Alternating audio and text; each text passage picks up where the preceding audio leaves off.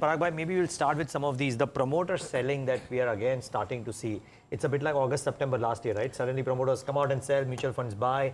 What followed scared me then. Is it scaring you now? No. So as I keep saying from last 6 months only, that this will be a new trend. Where promoters will sell. They might need money for buying some property or whatever for family internal some arrangement. I will not say that promoters selling in all the stocks is a negative thing. It will be a selective phenomena. Plus, we have to also understand that domestic mutual funds are getting so much of money in mid cap and small cap funds. They have to park it somewhere. So, if there is a block in a good quality company, a good mutual fund will buy because they will have patience. Now, for example, just give me one. For example, this V-Guard block. Now ICICI Prudential AMC's AUM is so much, right? And they don't mind buying a good company with a clean corporate governance. With a stock which has not done well from last so many, I would say, quarters because of the overhang. So I would say that it's not a problem now. If there is a shady company where promoter is selling and somebody is getting so that is the problem. Otherwise, it is. I would not say that. I'll say that because in this particular company the promoter is sold, so the peak is made. I was just speaking about this yesterday. It was just a quick point. Parag bhai mentioned mid cap and small cap funds. So the top three in both the categories, you were talking about maneuverability for them, right? So you have Nippon small cap that has 63,000 crore. You have HDFC mid cap that has 80,000+ crore. So you're talking about 1% also, which they have to deploy. It is enough to mop up the entire block of a promoter. It is going to happen. So this is very natural, I would say. And so I would restrict my comments on this to say company to company. It is not that. That's what I wanted to ask. Yeah. So 2 years. Say for example. Just asking you because it's a large block, Parag bhai. I don't track that company. I have very limited understanding of what they make, what is the Chinese competition in that particular business. Because in chemicals, you have to understand that most of the companies, people say that it is specialty, but many of the times, it is that China also makes it, and so there is dumping, and there are so many factors you should watch out for. So, and fortunately for us, we have kept away from this space, and this space has corrected a lot. Yeah. And staying with this topic, GE Vernova, Indus Tower and Infosys. These are the three companies which have seen the highest promoter selling in the last 1 year. I think it's ranged between almost 15 to 24%. Any views on any of these companies? Infosys, we booked some profits. And IT as a space, as we have discussed, I was always equal weight from last 2-3 months. Now that the prices have corrected and luckily yesterday there was a good move in IT. Infosys went up by 3.5%. But still, I would say that 4%. What excites me in IT is quality of cash flows, high ROIC businesses, 4% dividend yield, 5 to 6% free cash flow yield. Now today you saw a report coming out in Hexaware by. So I think IT is a space where it's a contra thing right now. You can also say that this is just a tactical move and not a fundamental move. Because globally what I'm seeing is last 2-3 days, if you see, Nasdaq is falling while IT services is going up. So if you are saying NVIDIA falling, Accenture going up in US also. So that entire trade by AI and sell IT services is reversing in my view. But if that is reversing, if you see the ownership by FIs and DIs well in terms of IT as a sector, that is at a historical low right now. Absolutely, yeah. So do you think it's timing with regards to IT, number one, and this probably will be the time for bottom fishing IT if you have to look at valuations and the trajectory forward? Yeah, so I maintain that view. At least I maintain that view. What would you buy? So, as I told you last time on the show also, that my priorities list of stocks are Infosys, LTI Mindtree, Wipro, HCL Tech, and might be up till now I am not bought. I'll consider Hexaware after having a discussion. But I would say that this is my, and see, one of the things, basic worry, fundamental. Forget about tactical trades which are going on in the market. Earlier it was buy AI, sell IT. Now it is reverse. Forget about the tactical things. The fundamental problem in IT, which people observed, which was right in a view, is that the AI is going to be disinflationary for the IT companies. right? That is what Salil Parekh also alluded to in his interview, right? So that because you are now hiring lesser people, so clients are saying that okay, you charge me less.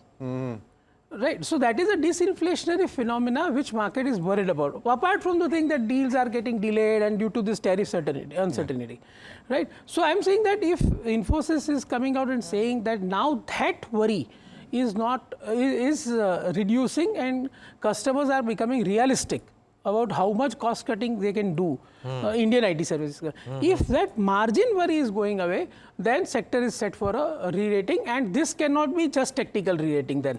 But that we'll have to see. For example, LTI Mindtree on the call has said that their margins can only improve from here. Got it. You saw pop in some of these names after this GST update, right? And that was the latest trigger. And seemingly the worries about the early monsoon have dissipated very nicely over the course of the last couple of months. Sure. So what would you say? Have you changed your call? I know that you booked profit in some of these names. Yeah. How does it look right now? So basically, I would say that second half looks better.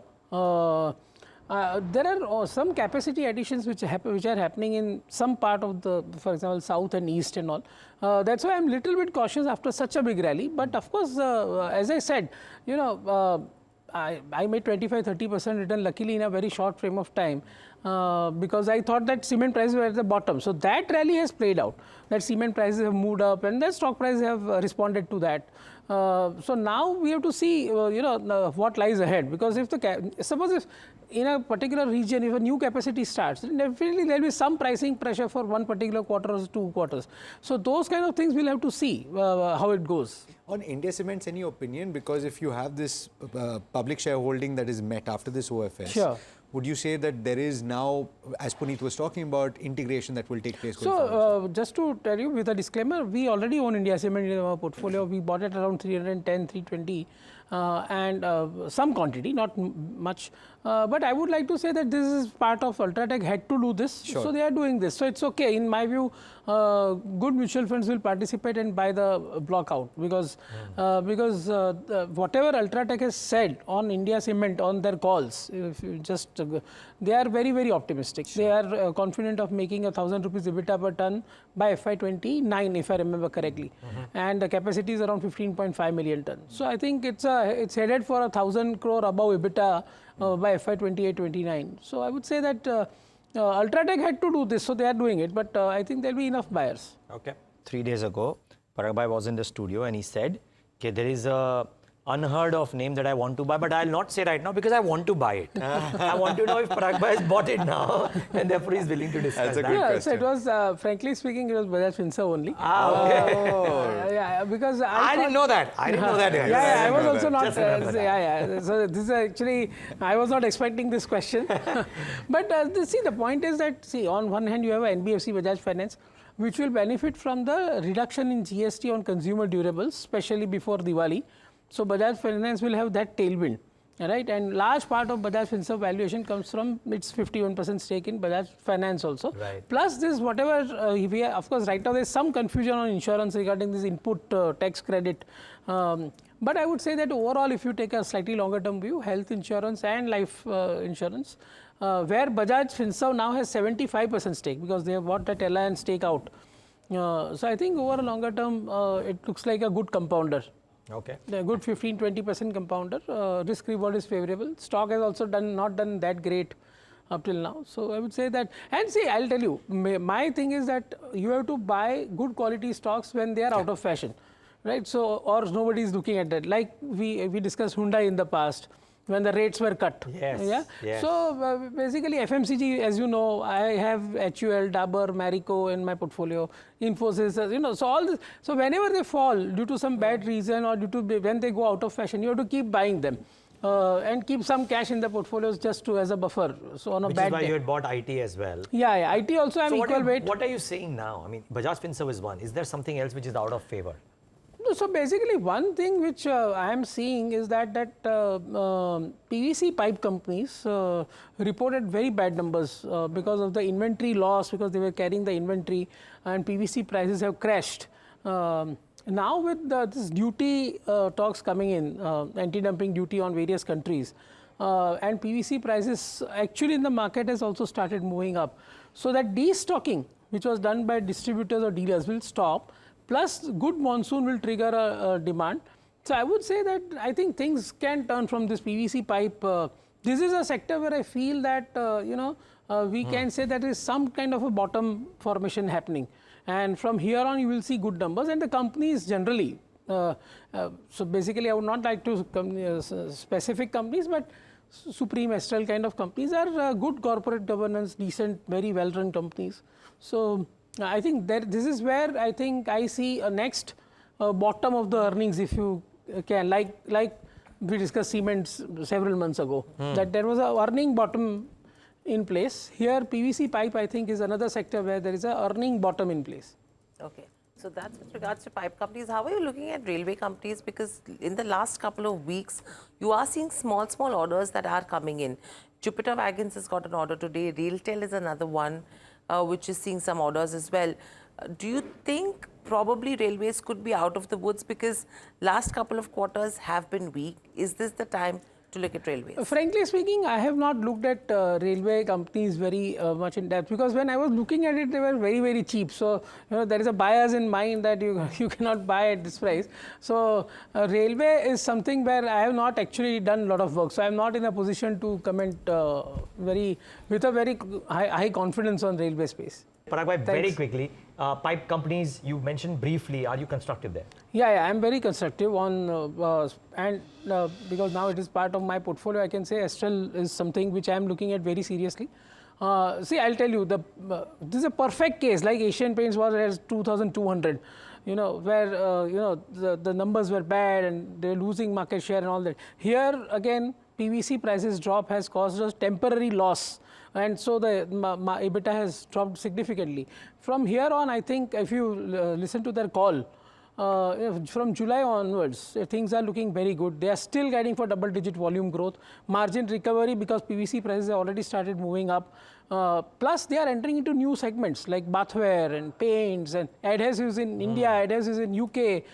So I would say they have done a capex of 1,500 crores in last 3 years, which will give them a revenue of another 4,000 crores in next 2 to 3 years. And current revenue is 5,000 crores. So I think everything is falling in place for as stock looks like to be in a complete inflection point, and that is reflected in what promoters have also done. Interesting. Certainly one to track. Parag bhai, thanks so much for joining in. A pleasure having you. And as disclaimer, always. I would like to say, because all the stocks we discussed, which I liked, apart from railway stocks, I think I own in the portfolio in PMS. There is no personal holding, and your viewers should take the financial As always. advisors. As always.